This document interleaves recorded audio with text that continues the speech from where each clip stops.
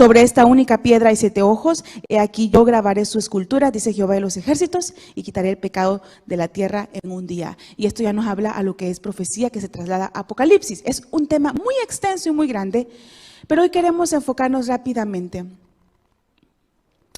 en recordarnos que muchas veces estamos como el profeta Josué.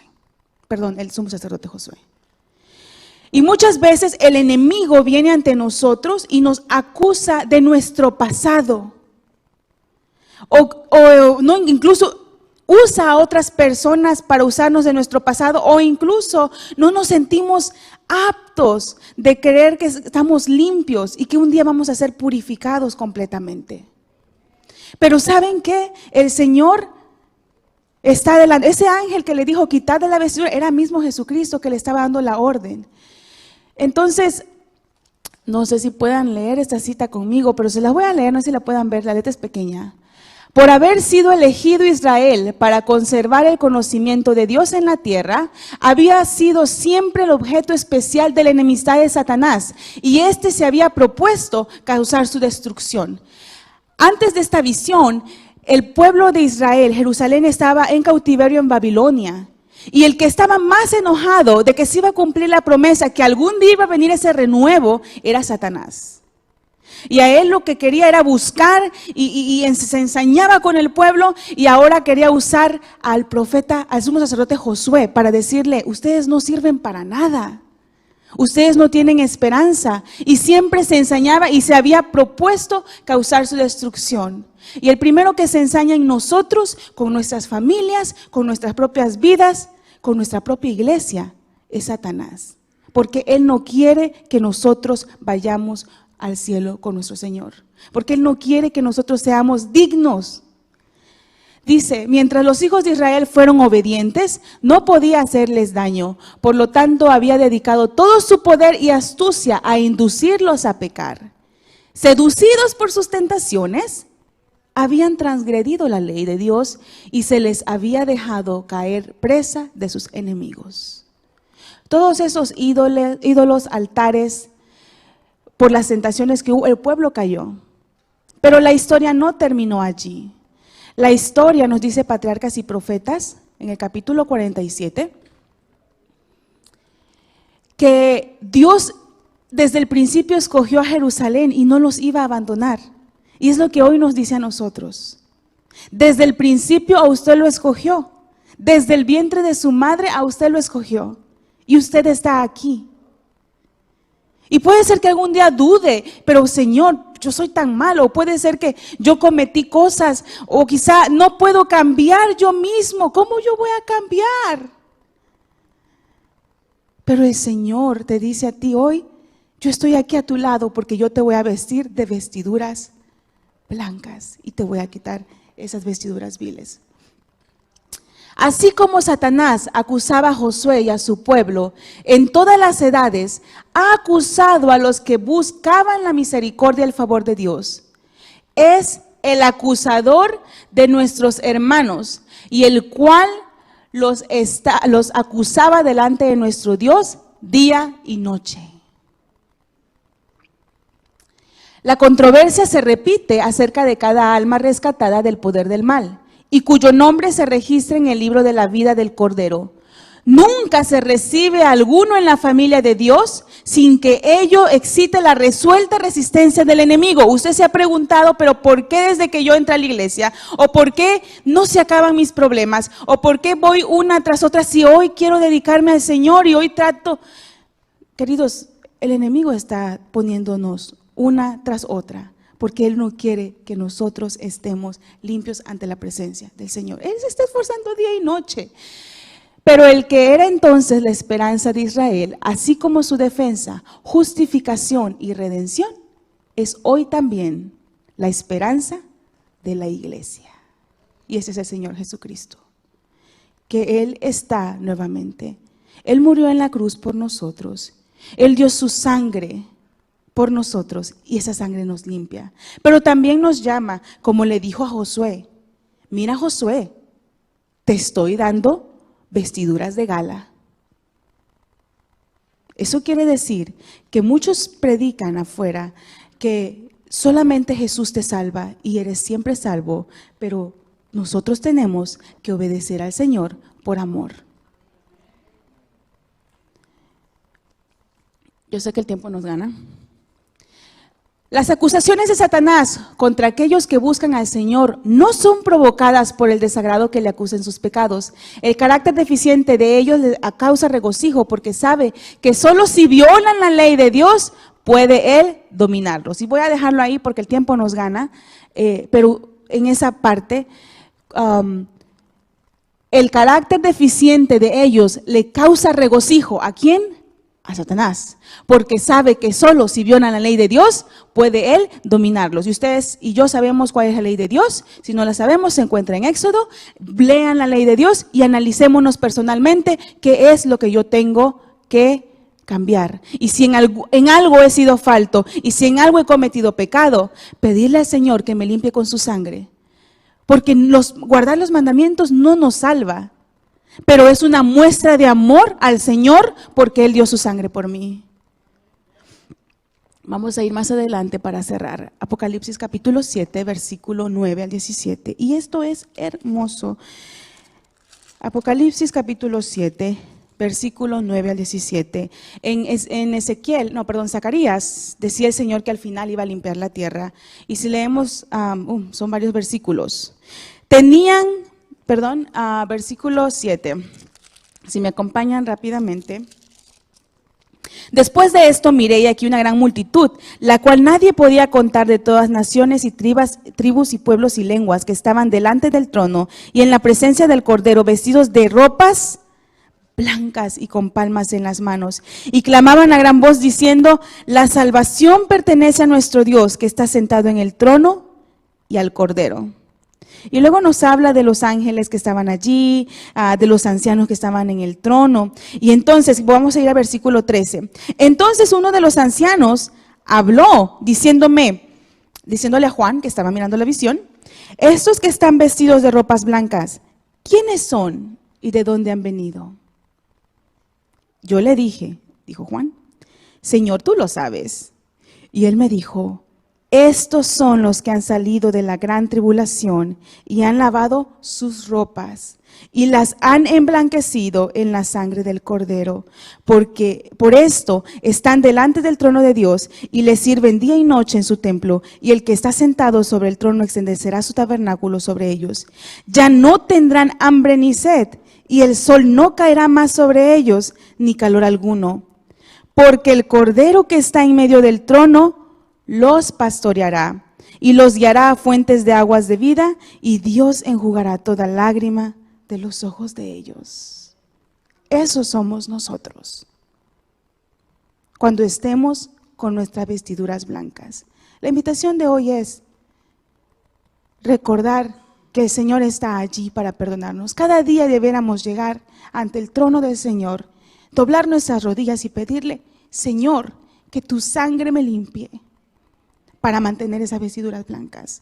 Y porque te amo, he de cambiar mi carácter. Porque te amo, he de mostrar a otros que tú eres Dios. Porque te amo, obedeceré tus mandamientos.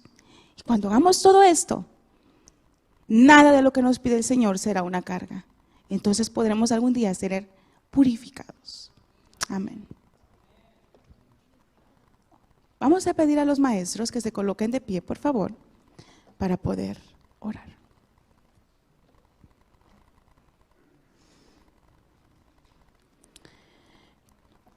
Querido Padre amante que estás en los cielos, tú nos has traído hasta aquí, Señor, y ahora estamos por repasar aquello que se ha estudiado, aquellas enseñanzas. Si hay algunos, Señor, que quizá no hemos encontrado la lección, el objetivo, el punto, tenemos alguna pregunta, Señor, que sea contestada en este momento, y puedas capacitar a nuestros maestros para responder sabiamente, para poder compartir aquello que han estudiado durante la semana, y que este sea un momento de regocijo en tu palabra, y también sea un momento de tenernos unidos como hijos tuyos para reconocer que tu palabra es fiel siempre y que tú nos amas a través de lo que es la escritura en la Biblia. Gracias, Padre Santo, por tu misericordia y amor.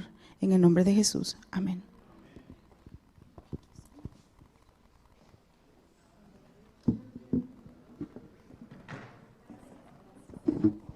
Hermanos maestros, tenemos un breve anuncio. Vamos a dedicar 10 minutos más a la lección. Sabemos que está muy profunda y interesante, así es que vamos a dar comienzo, por lo menos, bueno, ahorita ya se pasó un poquitito, pero vamos a finalizar la lección a las 10:35, se va a poner los 5 minutos y ahorita vamos a tratar de darles por lo menos 10 minutos extra.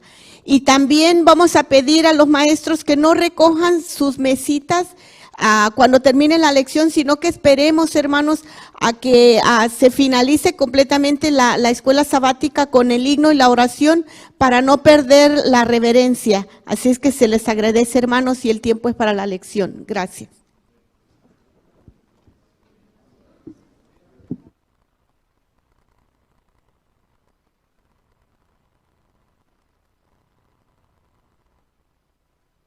Porras, Gilbert Chávez, ahí vienen. Teodora Chávez, Marta García, no ha llegado. Juan Tapia, Janet, ¿está con los Pathfinders también?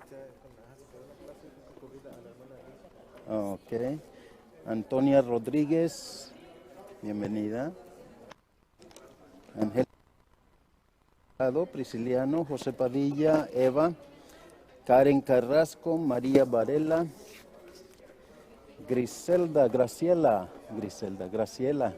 bienvenida, hermana. Sí, pues es que ya ni me acuerdo cómo es. Reina, Silvia Carballo, Benito Domínguez, ahí está. Y bienvenida, Nelki. Muy bien, vamos ahora a revisar interesante.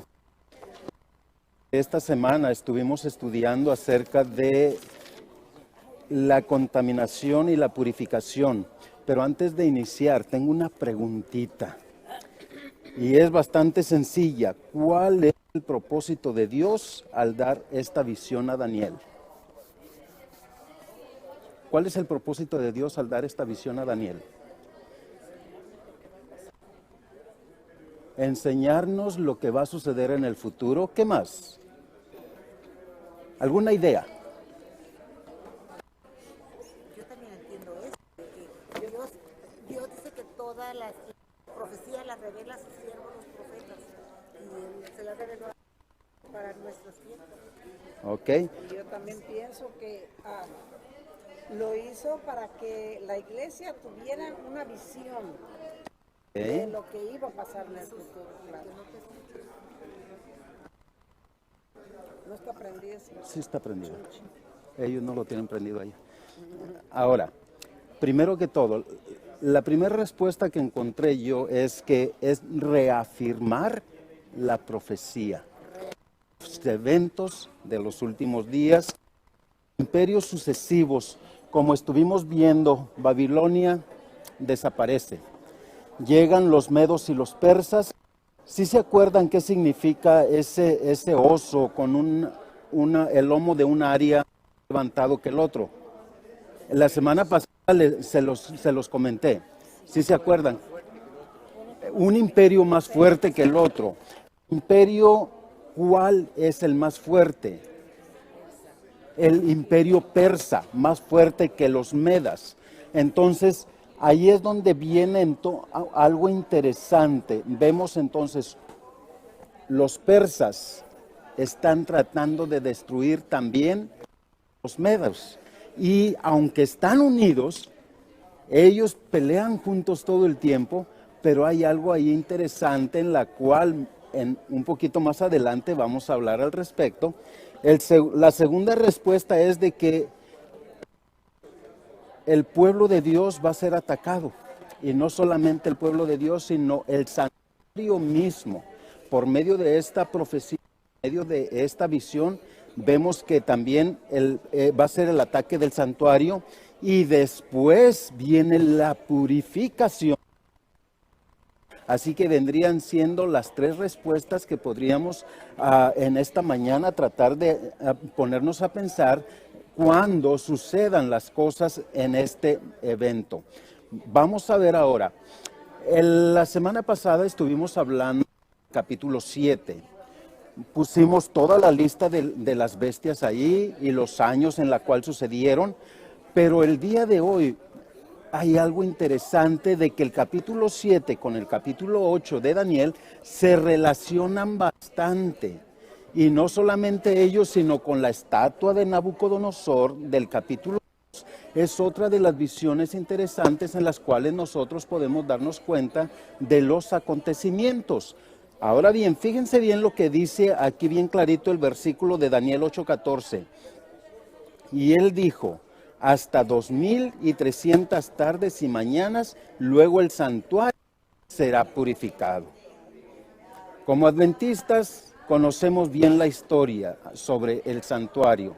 No vamos a meternos mucho ahorita sobre ello, pero sí les quiero recalcar algo interesante. El capítulo 7 de Daniel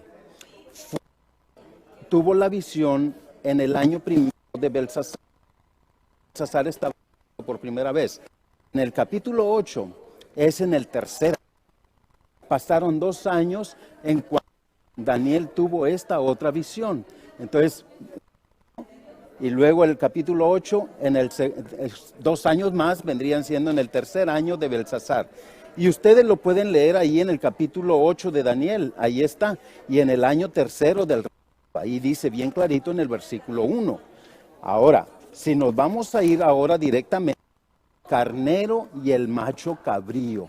¿Habían escuchado hablar del carnero? Ustedes, le voy a pedir a Juan que si me coloca por favor, si lo pones aquí arriba va a estar bien para que lo vean. Al otro, así. Ahí. ¿Ok? Dice que ve venir, ¿qué cosa? ¿Un macho cabrío o 2 machos cabríos? Tiene uno y el otro que un carnero. Dice que uno traía un cuerno y el otro traía 2 cuernos. ¿Qué representa? Vamos a ver el carnero con 2 cuernos.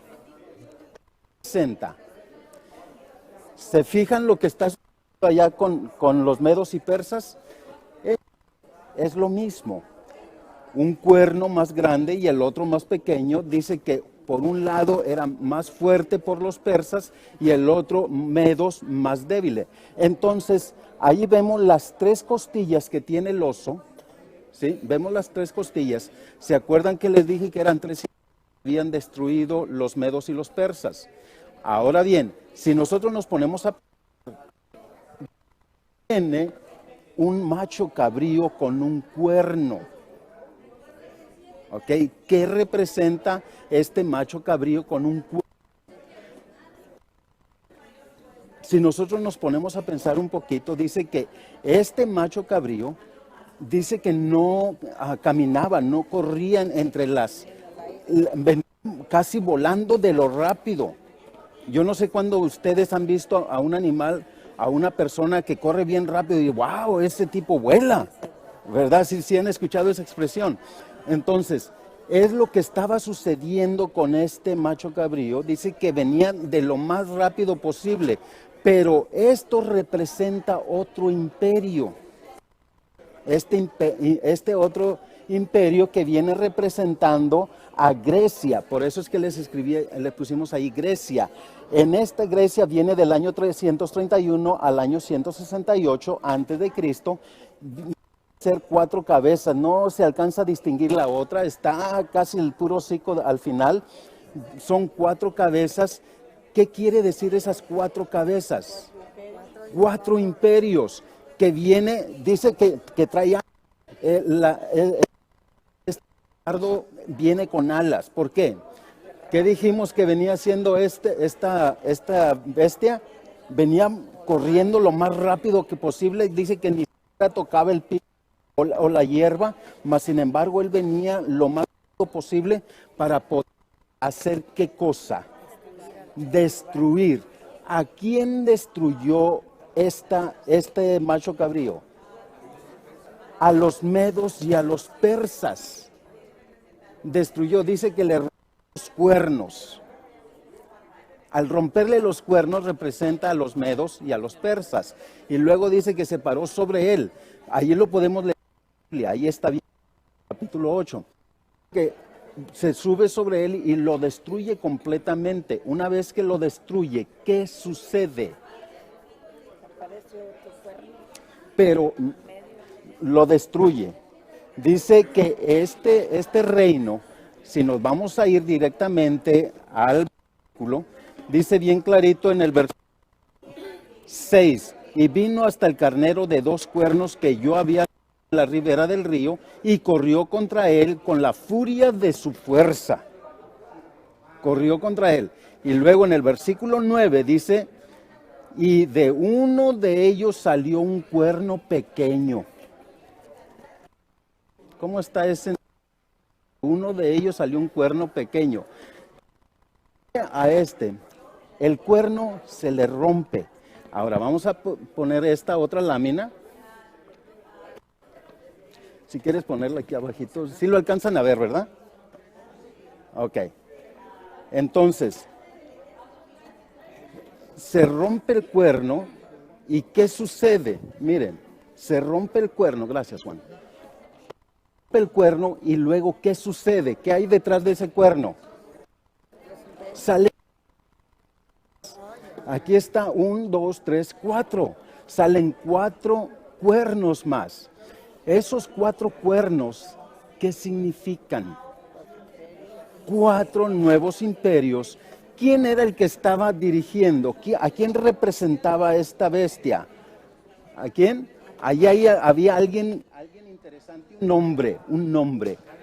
Alejandro el Grande o Alejandro el Magno. ¿Ok? Y este Alejandro el Magno dice que tenía esos imperios griegos porque él era el que estaba gobernando ahí y al estar gobernando sucede algo interesante en él también. No te escuché. Que tenía 4 capitanes. Tenía 4 capitanes. ¿Sí se acuerdan los nombres de los 4 capitanes? Son los representantes de estos 4 imperios. Ahí les va a ver si se los graban. Ptolomeo, que estaba en Egipto, Lisímaco, que estaba en Tracia, en Asia, Casandro, que estaba en Macedonia y Grecia, y luego también se levantó Sélvico, que estaba en Asia. Esos 4 capitanes, esos 4 gobernadores, empezaron a dirigir todo. Pero algo más sucede ahí. Veamos aquí, dice que estos 2 carneros, el macho cabrío y también ahora estaban representando a 2 tipos de animales que más adelante vamos a averiguar también al respecto, porque son los que se utilizaban ¿en dónde? En el santuario terrenal, en el santuario terrenal. Ahora bien, durante el día, estos se utilizaban durante el día de la expiación. Cada cuando se hacía el día de la expiación en el santuario terrenal, una vez al año. Mas sin embargo, todos los días se hacía ¿qué cosa? Un sacrificio. Más adelante vamos a comentar al respecto. Y luego vemos allí, si ustedes observan el capítulo 8 y el versículo 3, el capítulo 8 y el versículo 20, vamos a darnos cuenta de lo que nos está hablando aquí. Veamos el versículo 3 y alguien que me lea, por favor, el versículo 20 cuando yo termine. ¿Alguien? ¿Quién lo va a leer? Aquí va. Alcé los ojos y miré, y he aquí un carnero que estaba delante del río y tenía 2 cuernos, y aunque los cuernos eran altos, uno era más alto que el otro, y el más alto creció después. ¿Qué dice el 20?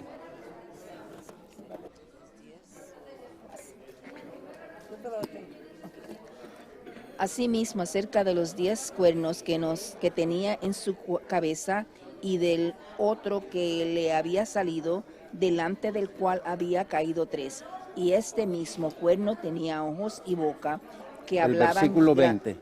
Sí. Del capítulo 8. Oh, del 8. Ya lo tengo. El- en cuanto el carnero que viste, que tenía 2 cuernos, estos son los reyes de Media y de Persia. Muy bien. ¿Se fijaron la relación que hay entre estos? Ahora, en el versículo 5 del mismo 8, no vamos a ir a otro libro, el capítulo 8 solamente. El versículo 5 dice algo interesante también. Mientras yo consideraba esto, he aquí un macho cabrío venía del lado del poniente sobre la faz de toda la tierra, sin tocar tierra, y aquel macho cabrío tenía un cuerno notable entre sus ojos. ¿Qué dice el versículo 21? Ahí mismo, en el mismo capítulo. El macho cabrío es el rey de Grecia, y el cuerno pequeño, grande, que tenía entre sus ojos es el rey primero. ¿Quién venía siendo el rey? Alejandro el Magno, que desafortunadamente o afortunadamente, según la profecía, murió bastante joven, de una fiebre. A la edad de 32 años, que le dio fiebre, y al cumplir 33 años murió. Algunos dicen que a los 32, otros dicen que a los 33. Vamos a agarrarla entre esas dos fechas. No importa si fue 32 o 33 años, pero murió muy joven, y a la vez nosotros tenemos que ponernos a pensar en la situación que ahora estamos viviendo también. En el versículo 8 está relacionado con el versículo 22, dice el versículo 8, y el macho cabrío se engrandeció sobremanera, pero estando en su mayor fuerza, aquel gran cuerno fue quebrado, y en su lugar salieron otros 4 cuernos notables hacia los 4 vientos del cielo. Que la semana pasada dijimos que los 4 bestias, las bestias que vimos aquí, ¿de dónde salieron? Del mar. ¿Qué significa el mar? La semana pasada se los dije. Multitud, mucha Muchedumbre, gente. multitud. Ahora bien, estamos viendo estos animales ahora en este día, y estamos poniéndonos a pensar la situación que se está viviendo en este tiempo también. Ahora, en este día hay algo interesante aquí donde dice que durante el día de la expiación y la celebración de los judíos, en el tiempo del Antiguo Testamento, el mensaje principal de esta visión consiste en el ataque posterior a la purificación del santuario celestial. ¿Sí me van siguiendo? Es interesante ponernos a pensar en ello. Ahora, ¿cómo surge el cuerno pequeño? Allá en la parte de abajo, no sé si alcanzan a ver la bestia que está allá en los pies casi. Esa bestia representa a Roma, y esa está desde el año 168 al 476 después de Cristo, antes de Cristo. Y ellos nos comentan también la Biblia de que en ese tiempo iba a haber muchos problemas con la humanidad. ¿Qué estaba sucediendo entre ese lapso de tiempo del año 476 al 1000, el tiempo de la Inquisición? Sí. En ese lapso de tiempo, hermano, nosotros vimos cómo el papado, los sacerdotes, ¿qué estaban haciendo con la gente? La estaban matando, los estaban cristianos. torturando, los estaban torturaban. matando. Todo esto, entonces teníamos el papado o la Roma pagana y la Roma cristiana. Y es ahí donde ellos empieza ese surgimiento del cuerno pequeño. Es por eso de que aquí está roto. Dice que ese se iba para el este, para el norte, para el oeste, para el norte y para el sur. O sea que estaba atacando todo alrededor, no solamente una área, era para todos lados. Ahora, encontré estos pensamientos donde dice que, luego dice que de este crecimiento vertical, este crecimiento de este cuerno vertical iba directamente hacia toda la humanidad, pero, más adelante ese mismo cuerno hace una curva hacia el cielo. ¿Qué significa cuando hace este seguimiento hacia el cielo. Es cuando va a atacar al santuario celestial. Es cuando va a atacar a Dios mismo. Empieza a atacar a Dios mismo. ¿En qué forma o cómo está atacando a Dios mismo? Según en el tiempo antiguo, si ustedes se ponen a pensar un poquito, cuando después del diluvio, ¿qué hicieron las personas cuando se terminó lo del diluvio? Nacieron varios hijos y fue creciendo la multitud. Empieza la Torre de Babel. Es por eso de que inicia Babilonia, ¿ok? Entonces, inicia la Torre de Babel. ¿Y hacia dónde estaba apuntando la Torre de Babel? Al cielo. Hacia el cielo. ¿Y qué era lo que querían hacer estos hombres ahora en este tiempo también? Llegar al cielo. ¿Y a quiénes representa este cuerno? A Roma, al papado. Y si nosotros nos ponemos a pensar en la situación que se está llegando, hay una semejanza de el papado, y dicen que ellos iban a ser ¿qué cosa? Como dioses aquí en la tierra. Entonces, ahora bien, ¿cómo es que empiezan a atacar a Dios el papado? Primero que todo, a ver, ¿qué dijiste? Bueno, en primer lugar quisieron cambiar la ley del día santo Ahí está el primero. al día santo. Cambiar la ley. ¿Cómo cambiaron la ley? Del sábado Por al ahí domingo. escribí una notita. Dice, en el concilio de Trento del año 1545 a 1563, Gaspare de Fosso declaró el 18 de enero de 1562, el sábado, el día más glorioso de la ley, ha sido cambiado al día del Señor. Esto ha sido cambiado por autoridad de la Iglesia, no por enseñanza de Cristo. Un católico lo escribió esto. Está escrito, ahí si ustedes se ponen a investigar un poquito más al respecto, van a encontrar toda la información. Ahí en el internet, hermanos, ahorita uno puede desplayarse y averiguar más al respecto.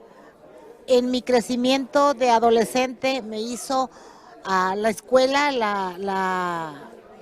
cuando tenía la materia de historia universal, porque la historia universal confirma las doctrinas cristianas, porque la historia se ha relatado y eso es fundamental para nuestras creencias también. Exactamente, gracias, Carmen.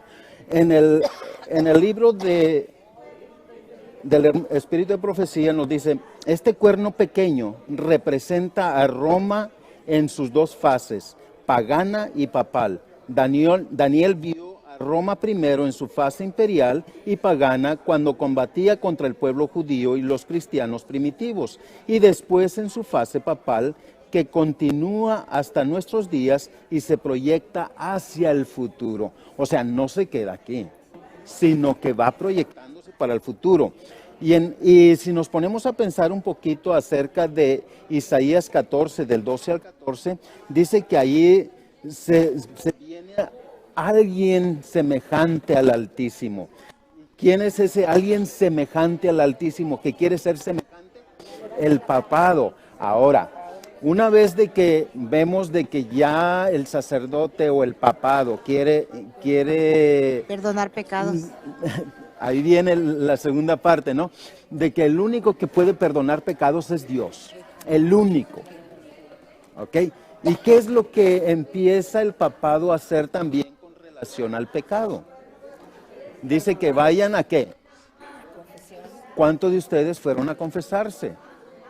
Yo fui a confesarse, yo fui católico también. Yo también. Y yo sé que la hermana fue una de las monjitas de allí del convento también. Pero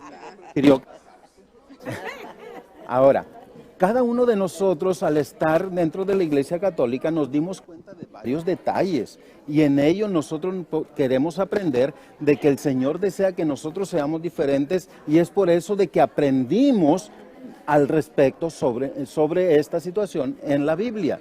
No es de que estemos hablando de otra iglesia, está escrito en la Biblia, ¿ok? Está escrito. Ahora nosotros tenemos que reconfirmar qué es, a dónde es que nosotros queremos ir a confesarnos, porque el único que puede perdonar pecados es Dios. Otro punto interesante que el papado empezó a inculcar, ¿qué fue? A ver, ¿qué otra cosita? Ah, la adoración de los santos, exactamente.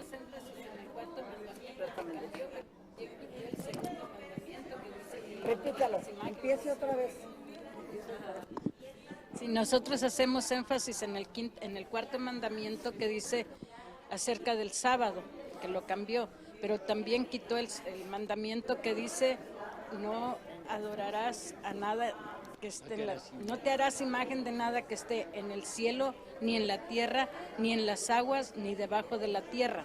No te inclinarás a ellos. ¿Y qué es lo que hacemos? Sí. Cuando éramos católicos, ¿a dónde íbamos? Hasta golpes de pecho nos dábamos y estábamos bastante atentos a lo que el sacerdote nos dijera. Pero cuando nos fueron abiertos, entonces empezamos a cambiar. Y es ahí donde viene entonces el surgimiento de este cuerno pequeño con fuerza también. Y sí que tiene fuerza hasta estos días, ¿cierto? Hasta este momento también tiene fuerza. Es cuestión de que nosotros nos dejemos guiar por el Señor para poder salir adelante también. Y este hombre se engrandeció tanto que empezó a destruir no solamente a quienes, A los cristianos. los cristianos, sino a quién más. Quiso también destruir a Dios de una u otra manera. Y este estaba encargado de hacer lo que él quisiera para poder derrotar. Y es aquí donde viene el ataque del santuario. Y en Apocalipsis, en el capítulo 12 de Daniel y en el versículo 1 nos habla acerca de que Él es el príncipe. Y si Dios es el príncipe, ¿qué es lo que nosotros podemos hacer? Me estoy recordando ahorita que cuando Cristo estaba en la tierra, Él dijo, o sea, los sacerdotes le dijeron a Él, lo acusaron de perdonar pecados. Ajá. Y le dijeron, tú que eres hombre, ¿quién eres tú que eres hombre que perdonas pecados? El único que puede perdonar pecados es Dios. Exactamente. Entonces la Biblia nos tiene bien claro que el único que perdona nuestros pecados es Dios. Exacto. Pero fíjate lo que dice también el versículo 11 de Daniel 8. Fíjate, relacionándolo con lo que está diciendo, dice bien clarito aquí, aún se engrandeció contra el príncipe de los ejércitos, y por él fue quitado el continuo sacrificio y el lugar del santuario fue echado por tierra. Y luego en el ¿mandé? Esa fue la muerte de Jesús. Exacto. Y viene ahí el versículo 12. Y a causa de la prevaricación le fue entregado el ejército junto con el continuo sacrificio y echó por tierra la verdad e hizo cuanto quiso y prosperó. Este cuerno significa que fue por todos lados. Mundial. Fue mundial. Y luego, cuando se empieza a levantar ese cuerno, va directo a atacar a Dios también. El santuario. Para quitarle su lugar, para quitarle el lugar de Dios, porque ustedes mismos lo han escuchado y lo han visto. Cuando viene el Papa, ¿qué es lo que sucede? Se paraliza el mundo. Todos Entonces, están atentos a lo que va a acontecer. Hasta las televisoras y los comentaristas, las Mundiales, noticias, mundial. todos están atentos a lo que está pasando. Pero cuando vino Cristo lo apedrearon. Ahora, si nos ponemos a pensar en ello, hermanos, nosotros podemos darnos cuenta de que la Biblia, o sea, la palabra de Dios, fue echada al piso. La quemaron. Fue echada al piso. ¿Qué era lo que sucedía? Marta me preguntaba en algunas ocasiones que ella no conocía mucho la Biblia antes. Porque la Antes. Biblia está, en el catolicismo, la Biblia estaba prohibida leerla. Precisamente Por la eso. palabra de Dios fue escondida. Echada al Y suelo. es ahí donde estaban atacando, el papado estaba atacando la palabra de Dios. O sea, sí, por un lado eran bastante ignorantes, ahí lo podemos ver. ¿Quería decir algo? Dijo que no querían que abriéramos los ojos Exactamente, no se quería que se abrieran los ojos, mas sin embargo, hay algo interesante también allí. Dice que había adoración de santos, lo que dijo la hermana. También, ¿cuántos de ustedes escucharon lo del rosario?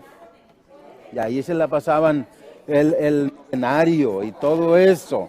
Todo eso, si ustedes, yo sé que no lo sabemos. La razón de eso del rosario y las misas hacia los muertos, ¿qué piensan ellos? ¿Que con eso se van a levantar o perdonarle los pecados? Porque después de muerto yo pienso que ya... Acuérdate que el muerto Muerto nada está. sabe. Es solamente para distraer la mente de la gente, para ellos obtener más fondos, más dinero, y a la vez ellos tener ganancias por una y otra manera. Porque si nos damos cuenta de todo lo que ellos estaban haciendo, poner la Biblia sobre el suelo, esconderla y ponerse aparte para poder hacer ellos lo que quisieran, ahí está bien clarito en los versículos que acabo de leer lo que estaba aconteciendo. Permíteme, Juan. A ver, déjenlo por ahí en medio para que esté... Ahí, Karen, tú lo diriges. Yo creo que es para meterle su doctrina y tenerlos en sus creencias, pues, de ellos, con los rosarios, todo eso, para que ellos estén más involucrados también y con las creencias de ellos. Exacto. Y hablando de lo que dijo Marta, lo de la misa para los muertos y luego lo del purgatorio,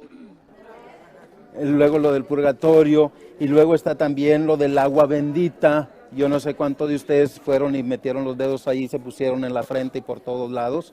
Entonces, cada uno de nosotros nos dimos cuenta de lo que estaba sucediendo. Exactamente, hasta que nosotros los ojos fueron abiertos, entonces fue que nosotros nos dimos cuenta del acontecimiento. También estaban lo de los santos, ¿ya? La Virgen María. ¿Qué hace la Virgen María? ¿Qué hacen los santos? San José, San esto, San aquello, San el otro y San aquel. Están todos los santos, pero los santos son de piedra. Sí recuerdan la historia anteriores, estudiado en el pasado, acerca de las estatuas de los dioses en las lecciones anteriores. Eso mismo, lo que estaba aconteciendo en ese lugar, lo agarraron también los papas o el papa en ese tiempo para poder distraer la mente de la gente y alejarla de Dios. Y de los mismos católicos, si le cuestionaban, los mandaban a matar. Exactamente, si entre ellos mismos empezaban las preguntas y todo eso, ¿qué está pasando? Mira que está como Martín Lutero. Si nos ponemos a pensar en eso, todas las situaciones fueron acomodándose conforme a la profecía que Dios le había dictado a Daniel. Ahora, perdón.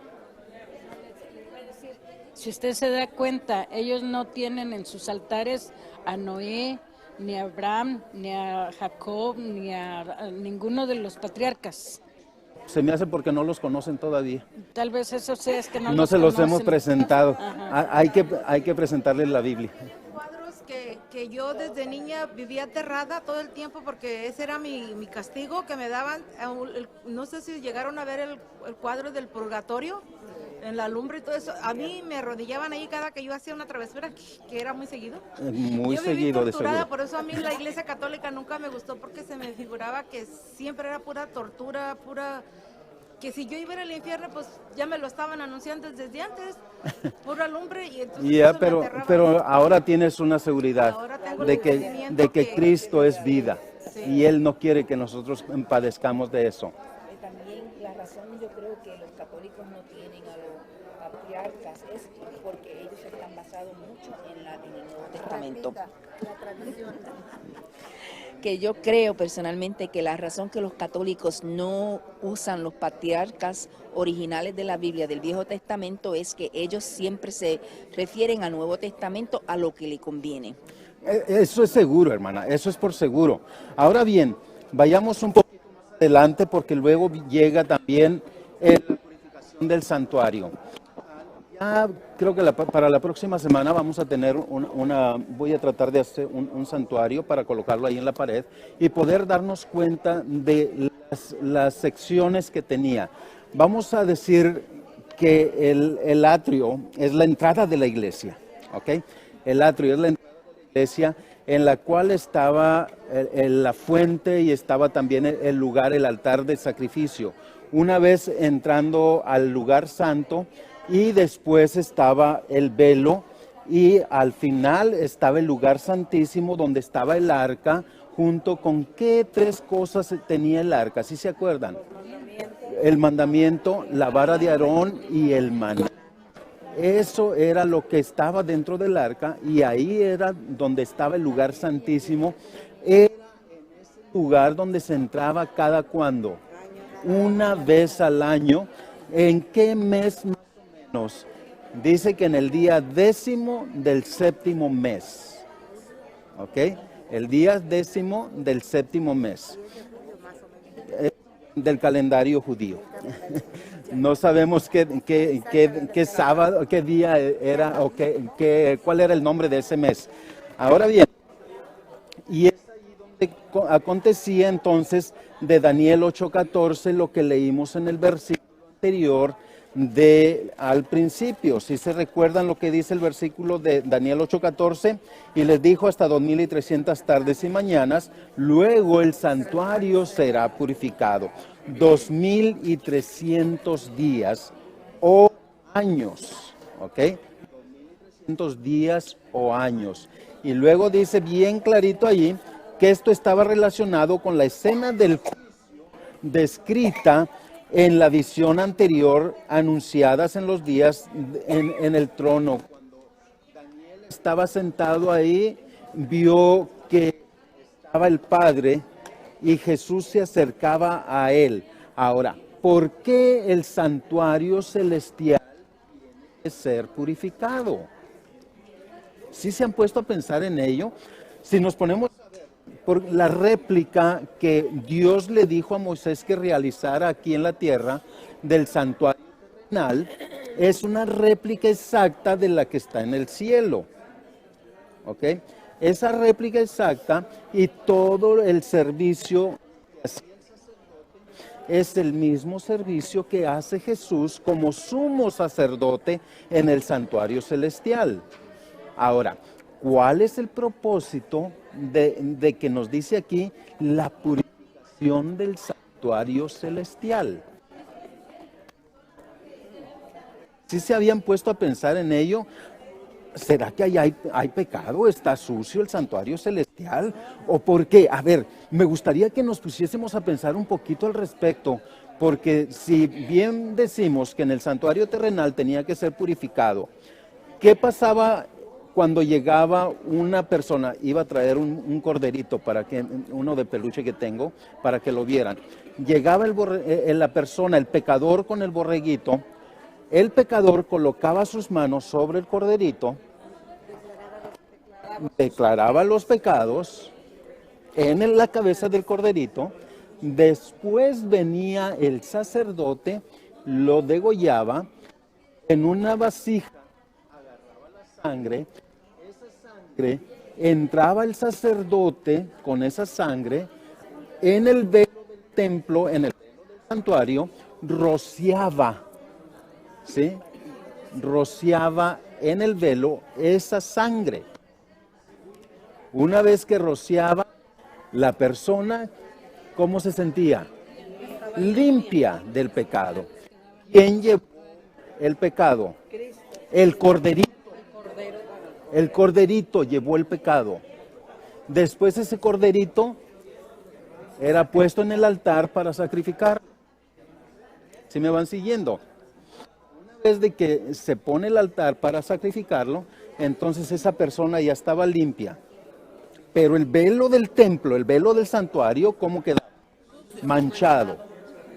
365 días.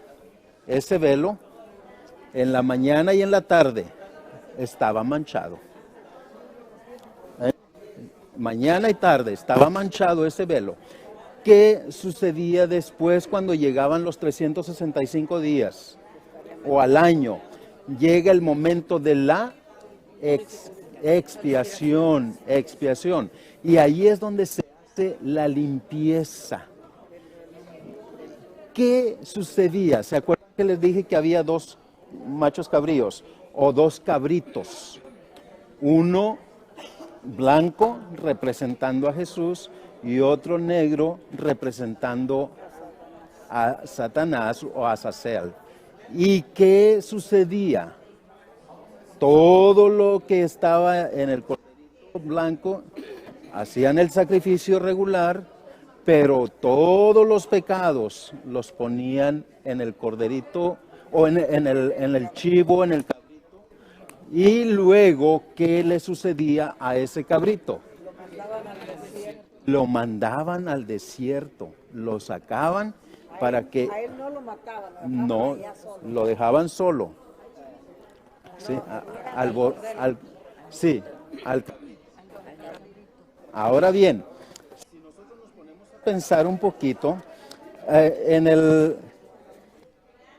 transcurso de eso, el corderito, el cabrito andaba vagando por todos lados ahí. Andaba en el desierto hasta que moría de hambre.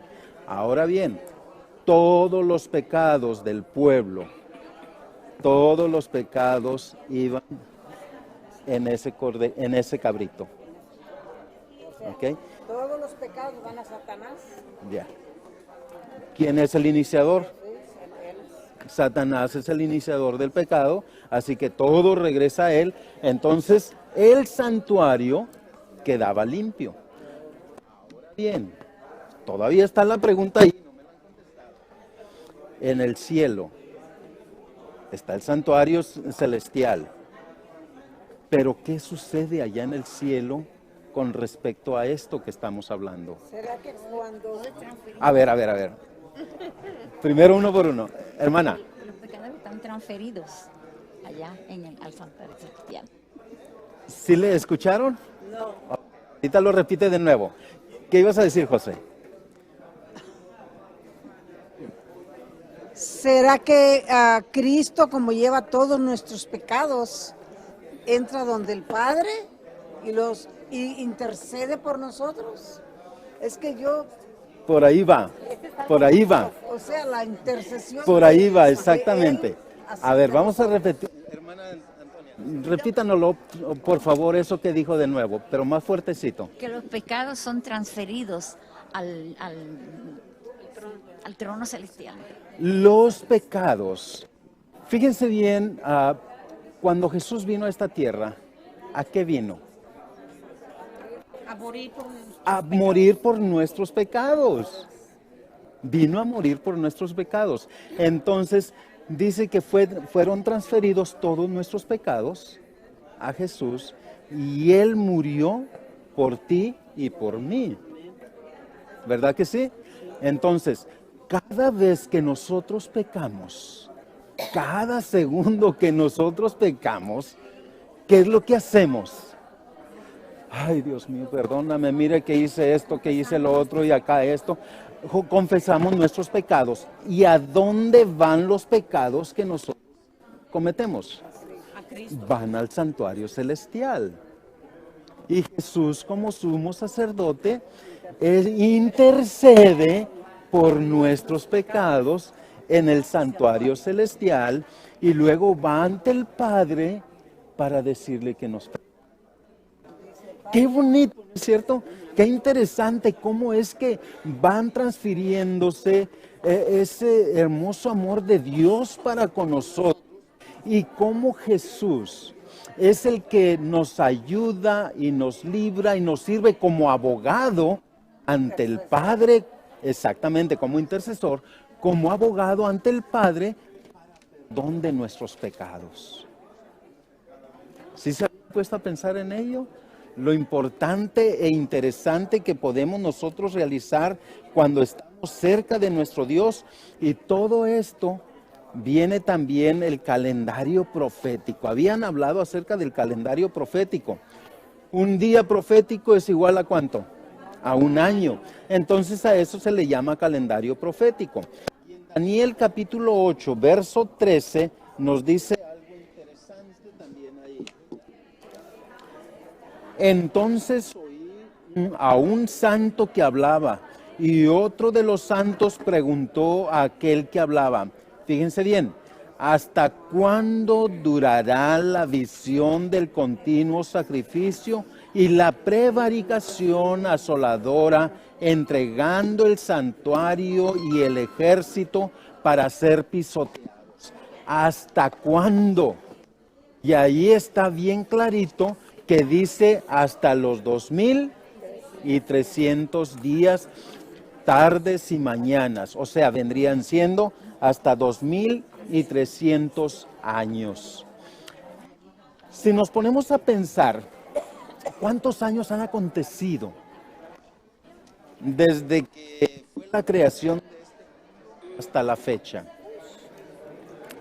Aproximadamente desde la creación hasta donde está el diluvio, pasaron como 2000 años. Del diluvio hasta el nacimiento de Jesús, 2000 años aproximadamente, ya llevamos 4. De Jesús ahora, ya van 2000 años, ya van más de 6000 años. Entonces, si nos ponemos a está esperando el Señor, es solamente que nosotros nos demos cuenta del cambio que debemos de tener nosotros ahora para poder aceptar el grande amor de Dios y poder esperar esa segunda venida que estamos esperando ya. ¿O acaso ustedes no están esperando esa gloriosa venida de Cristo Jesús? Hermanos, Cristo viene pronto. Y nosotros tenemos que estar listos. Y eso lo dice Apocalipsis 22:12. ¿Qué lo dice bien ahí, bien clarito ahí? Dice, he aquí, yo vengo pronto. He aquí, yo vengo pronto. Tenemos que estar preparados para ese momento especial. Solamente falta que tú tomes esa decisión. Solamente falta de que tú te des cuenta de cuánto debemos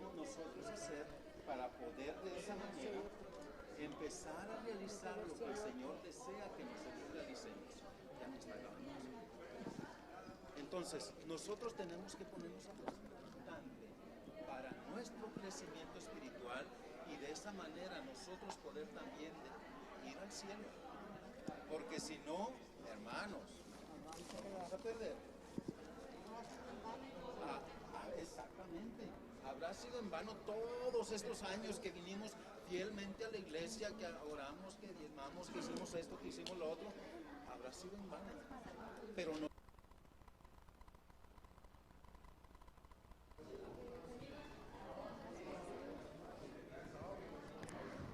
Un minuto, hermanos, un minuto.